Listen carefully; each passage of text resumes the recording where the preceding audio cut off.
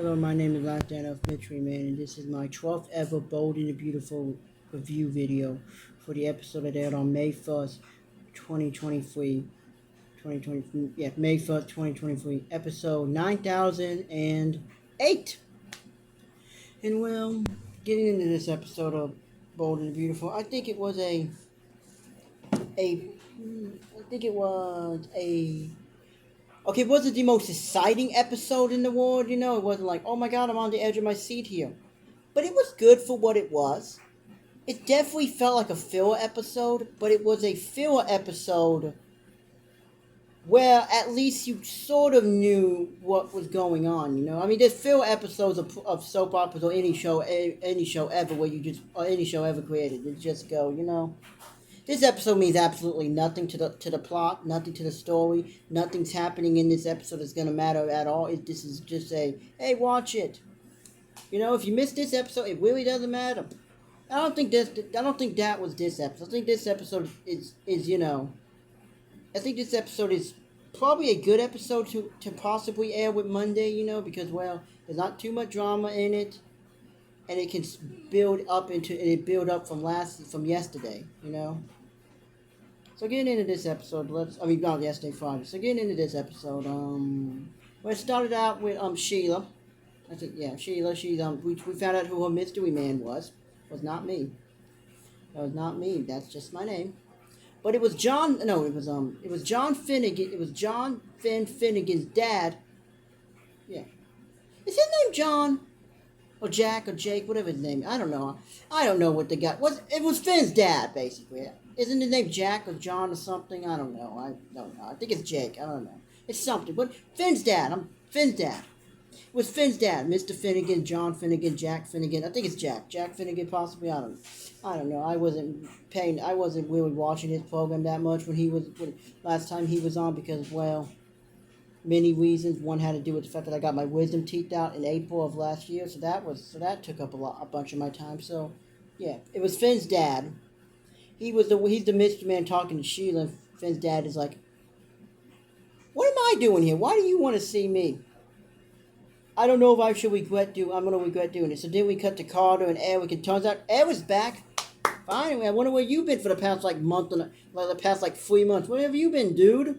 Why haven't you shut up to go see your grandson? You know, you think you would want to, you know, considering the woman, you know. You think Eric and Donna would both want to go see RJ, considering Eric's his grandfather and Donna is his aunt. That's your nephew, Donna. You don't want to go see your nephew. Like, oh well, who cares? Who cares? Yeah, no, yeah. I mean, you got like 5 other I guess you got a bunch of other nieces and nephews too. But still, geez, you think you would want to go see? You think you would want to go see your nephew? You think you would want to go see your nephew, especially since you and Erica, I think, still together. I think, I don't know, maybe not. Who knows? You know, since you and Eric are together, you know, you think you would both want to go see his grandson and your nephew, but apparently not. So they're talking. Carter and Eric are talking, and I'm always happy whenever people on this program, whenever someone's on this program and they're not Thomas. This program is so much fun to watch.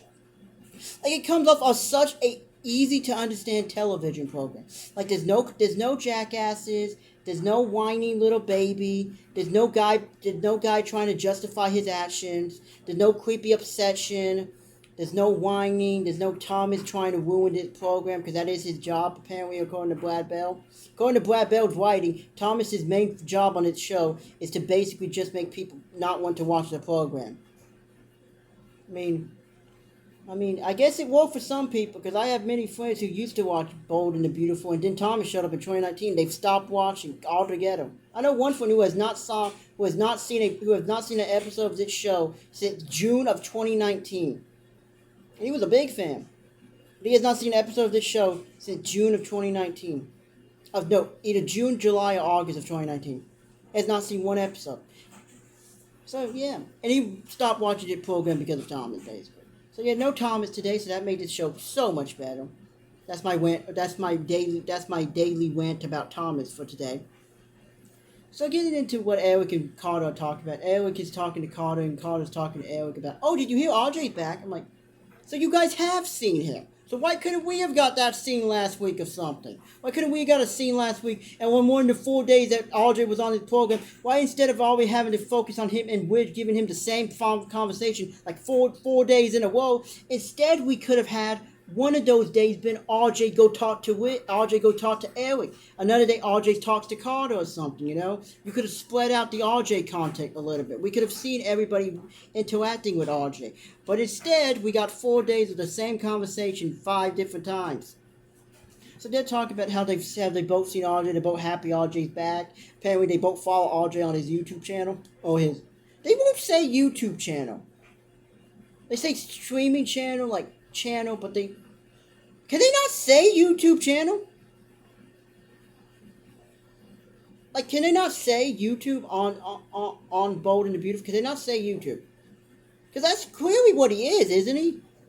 Can they not say it? They keep saying channel or streaming channel or just channel altogether, but apparently they've been watching them. I don't know. I don't know why. I mean, I guess that's nice. You support your grandson, and I guess Carter's supporting a random dude who I guess he has known for 10 years. I guess, yeah. They're talking about Carter gave him some papers. You a valid member of our team.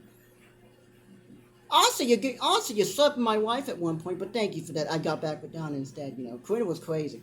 We've all remember Quinn. Carter probably actually did Eric a favor. That's probably why Eric was probably not that mad at Carter. Because in the long term, I'm sure Eric went, boy, Carter, you sure did me a favor. Well, I hope Quinn comes back so I can talk about how great she was and how horrible she was at the same time.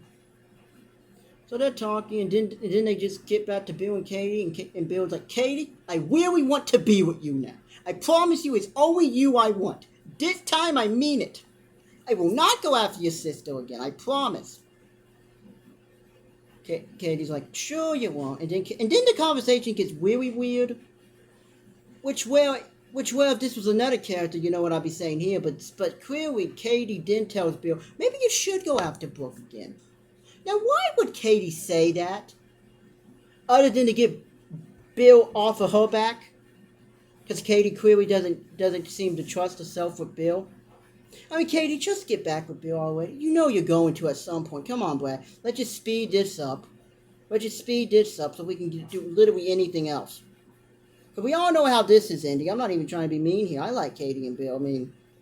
At this point, why not? They got a son together. They got Will together. I don't know. That'd be nice. That'd be nice, wouldn't it? I guess.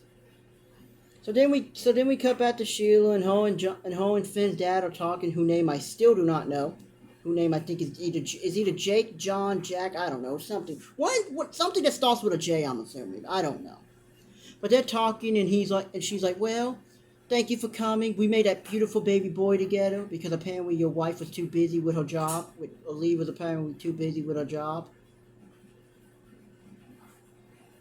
Also, that's always confused me. How did Sheila give birth to Finn without knowing? Or did she know? Because for the few clips of the clip that I've seen of Sheila and Finn finding out Sheila was his mom, it didn't seem like Sheila knew. So how did she have a baby without knowing? Or did she know the whole time and she was just in hiding or something? How exactly did that all go out? I do not have the time, the energy, or the desire to look it up for myself. Because I have no reason to care about this. Because I was barely paying attention to this program in early 2022. Because as I said, I had a lot of issues I had to work through, so I was barely paying attention, honestly. But they're talking, and she's like, I got my beautiful baby boy, and I'm like, okay. I'm like, well, one, he ain't a baby. Two, he clearly doesn't love you. And three, oh yeah, you shot his wife, and then you shot him, and you left them both for dead. Now I'm not saying now. As many of you know, I don't think Finn and Steffi should be together because I think Finn is way too good for Steffi. But at the same time, though, apparently this man loves her. Apparently Finn loves Steffi. I don't know why. Maybe he. I don't know. Maybe he's much nicer than I am because I couldn't. But you know. No, honestly, that's true. I used to like him. I used to love Steffi's character, and then 2017, and then the end of November of 2017 happened, and she slept with Bill. Well, that character for me. But yeah, still at the same time though, clearly Finn does not want anything to do with you, Sheila, because you shot him and his wife. So clearly Finn's not exactly the happiest person in the world with you.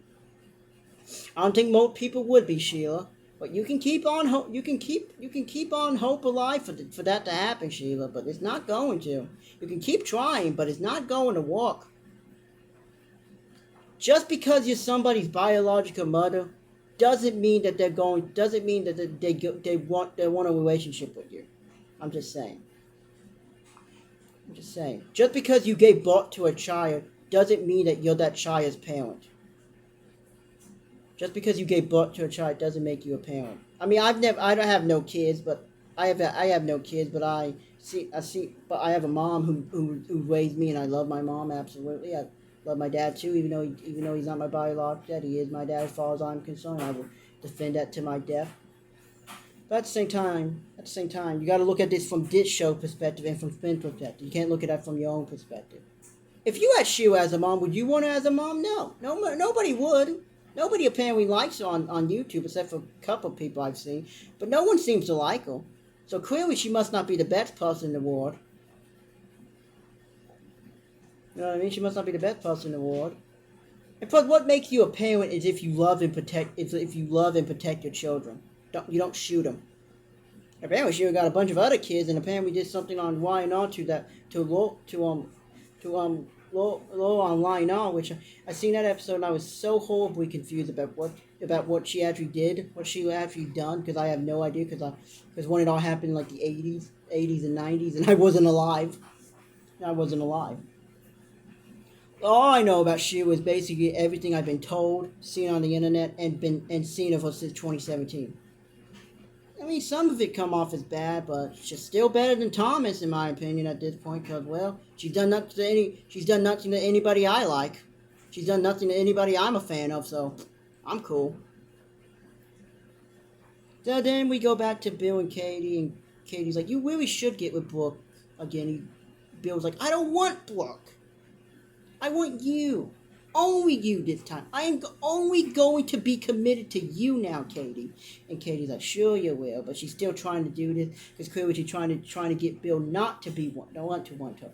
Also, this is the first time this is the second time Katie has pushed Bill to be with Brooke. The first time was all the way back in 2012 when she was going through some mental breakdown or something after Will was born, and she left a note that said, "Bill, I'm done with you. Go be with Brooke." Which is what started the whole Bill and Brooke whole, love connection romance thing in like 2012. So then we cut back to Carter and Eric, and Eric is like, "Carter, something seems to be worrying you." And Carter's like, "What do you mean? I'm happy. I'm with Katie. We're happy. What about Bill?" "Well, yeah, good point. Bill is still trying to pursue her." He's like, "Well, it's just it's just a meal between two parents." He's like, "Yeah, but that's not exactly what Bill wants it to be about." I'm like, "You're not wrong, Carter." So Carter's like, Carter to Eric, "Yeah, but I think Bill wants it to be something more." And Eric is like, "Well, when you have a good guy like you, Carter, you really should stick with it." I know this may not have anything to do with the with this episode or anything to do with Bold and Beautiful now, but I just gotta mention this. At some point. Okay, so Carter debuted on this show, and I think January. Yeah, I think either January, February, or March of 2013. And I bring this up because, well, Carter's original reason for coming to Los Angeles, the Bold and Beautiful, was his brother, Marcus Forrester. And why would I bring up a character who hasn't been on the program in like 10 years? Marcus Forrester. Oh, Marcus Forrester. Well, I bring that up because that's Carter's brother, but he's also Eric's son. So you mean to tell me that for 10 years, Carter, you've lived here, and in the past 10 years, since Marcus has left, you have not called, texted, or heard from him at any point? Like, I know the actor tests his ballroom and probably will never come back to the show. Because, I mean, I wouldn't. I don't blame him. I wouldn't. If I was him, I wouldn't. I know he's never gonna come back, but could you at least mention him every once in a while to Eric? Because he's also Eric's adopted son. You think Eric would want to know about him? Couldn't we have a scene maybe once in a while? Eric goes, "So how's my son? How's my son Marcus? How's my son Marcus and your brother Marcus?" Because that's what they keep saying. That's why Eric, sometimes consider Carter to be family because Carter's family is his family. Also, Marcus's mom is Donna Logan, who is also now back with Eric. So you think now they would even have more reason to want to know what's going on with Marcus, but neither one of them seems to bring him up. I hate that about this show, that they refuse to bring up past characters and just act like they don't exist. That has always been a big issue with me with this show. That we all just supposed to pretend like past character doesn't exist. Like, oh yeah, those people was here, but they're all gone now. Like no, like I remember the episode when when they celebrate Carter's 10 years, after they got him like a watch. Jeez, you worked for somebody for 10 years. It was a watch. I guess they was like, well, I mean, you've already got a giant gift. You did sleep with my wife, so I already gave you that. I already gave you my wife. I already let you sleep with you slept with my wife, so that was a gift too. Technically. I'm just saying. I guess there's not much more Eric can give him. But in one of those flashbacks, we saw one of those flashbacks, there was Marcus, and yet Carter couldn't even bring it up even if it was like a full line. Oh yeah, I came here 10 years ago to be closer to my brother, to my brother Marcus, and then him and his wife Daisy left with the daughter Rosie, and I just stayed. Basically, I'm still on that vacation. Like, would that be too much to ask from Brad Bell? Like, come on, Brad, just write that into a scene. Like, how difficult would that be to just once in a while bring up Marcus? Also, Marcus's biological father is Justin Barber, who also now apparently works at Forrester. He doesn't want to know how his son's doing? The last time Marcus Forrester was mentioned on this program was 2021, when Widge was talking to Justin about the time Thomas was locked in a cage. Yes, people, that actually happened. Actually, one of Thomas's most sympathetic moments in 2019. I mean, I still laughed my ass off at it because it was hilarious, and it's one of the few times Thomas has done the right thing. But clearly, we all know why he did it now. We all know why he did what he did then. So to the people who keep bringing it up, like, oh, he did it out of the good of his heart. No, he did it. He did it for one reason, not because he was obsessed with Hope. So there you go. But anyway, doing that, we were talking to Justin. And we were like, you have a son. How would you feel if Marcus disappeared or something? Well, hasn't he? Technically, Justin's like, well, I wouldn't like that. So, I'm just saying, I like that they finally decided to acknowledge Marcus. Like, they should do that more often.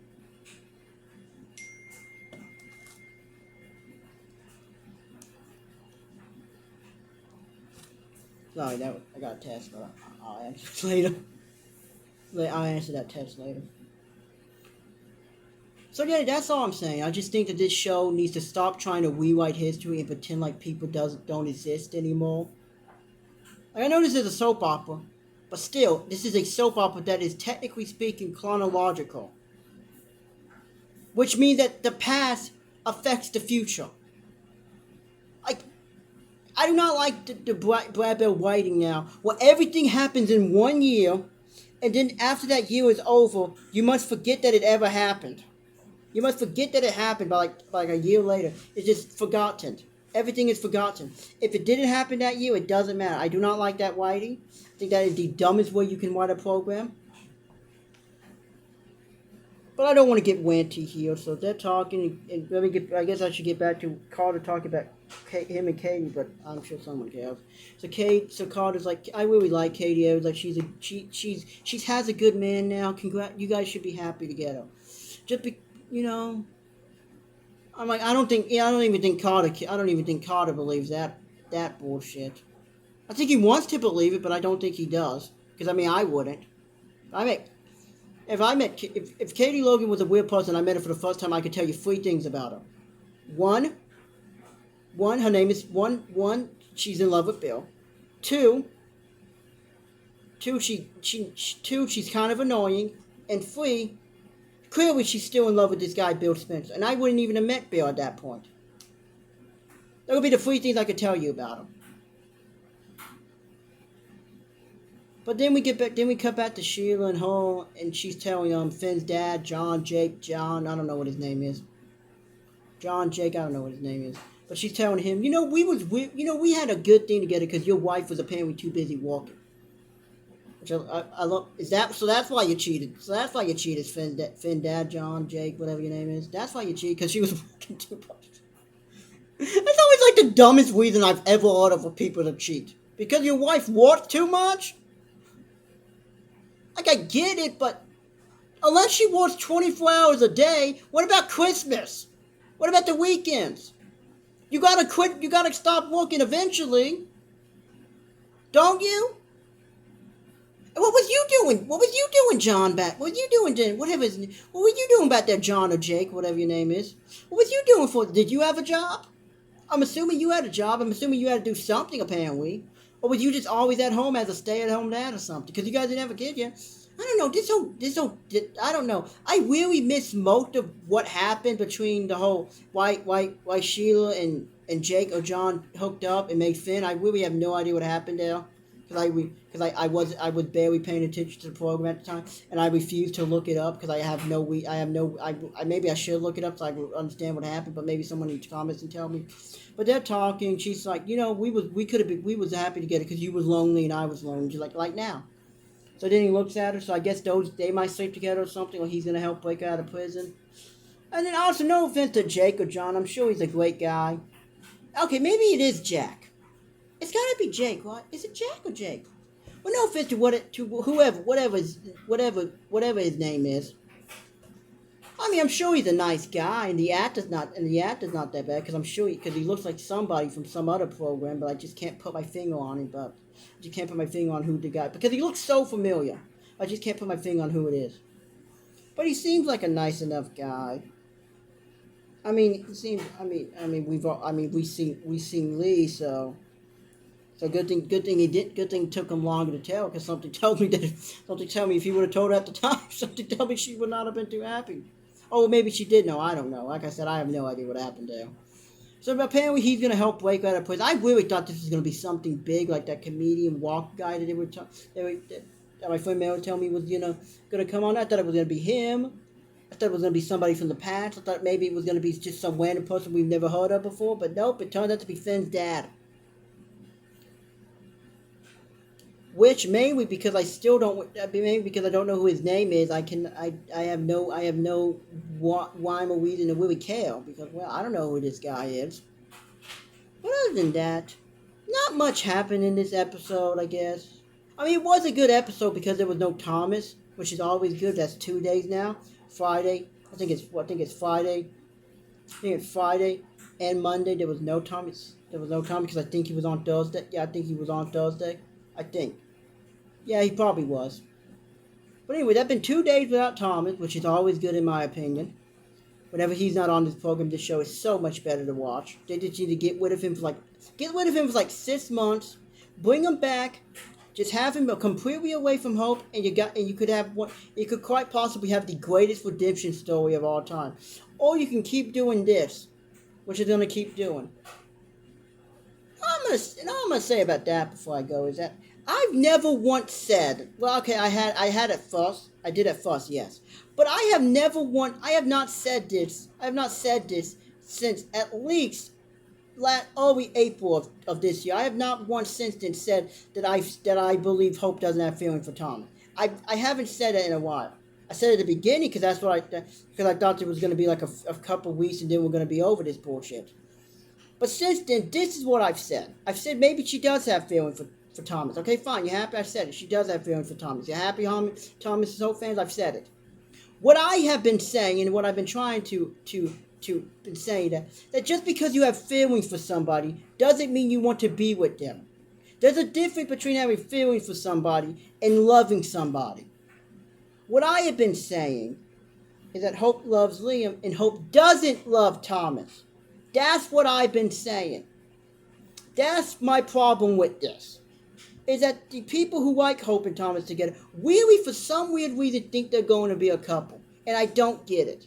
That's always been my issue with this. That you could think she has feelings for him. Sure, apparently she does. Congratulations. You get that. Congratulations. You can have that. But that doesn't mean she wants to be with him. There's a difference between caring about somebody and being in love with somebody. Being in love with somebody can die, but clearly her love for Liam hasn't died, or she would have, or whatever happened after 2019, that never would have happened. Also, this is a storyline, people. This is a fictional show, and this is a storyline. So stop trying to act like this is real life, and that for suddenly Brad Bell just gonna suddenly change your mind. And go, you know what? I think Hope and Thomas should be together now. That's not gonna happen. The dude said it publicly that he likes Hope and Liam together. He said it in an interview. He was asked who he liked better, Liam and Steffi or Hope and Liam. And he said, I prefer Liam and Hope over Steffi and Liam. So clearly that's what I've been trying to say. Thomas is just some dude in the picture now to create obstacles and a divide for Hope. But it's all going to be over soon enough. Hope's feelings for Thomas that she apparently have now, because well, I'm surprised she now has these new magical feelings for Thomas. It's all going to be over soon enough. That's what I've been trying to say for the past month and a half. But no one who likes Hope, no one who likes Thomas and Hope together, for some reason, seems to want to listen to that. They don't seem to want to listen to what I've actually been saying. They like to seem to twist my words around and go, oh, well, you said Hope has no feelings for Thomas. Yeah, I did at the beginning. But I haven't said it in a while, and I haven't said it in any of my YouTube videos. You can go back and watch them. I haven't said it. But the only reason I bring that up, and I'm not trying to come off as annoying or overbearing, but I just wanted to address that because I wanted to try to better explain my thoughts on this whole crappy storyline. I don't like it. Point blank. I think it's stupid. I think Brad Bell could do so much better. But I have nothing left to say. This was an okay episode. It was a pretty good episode, I guess. But I have nothing else to say. Tune in tomorrow for my WWE Monday Night Raw, WWE 2023 Draft Night 2, and check out my YouTube shorts. Those are really doing well. And tune in tomorrow for my 13th Bold and Beautiful review. See you guys later.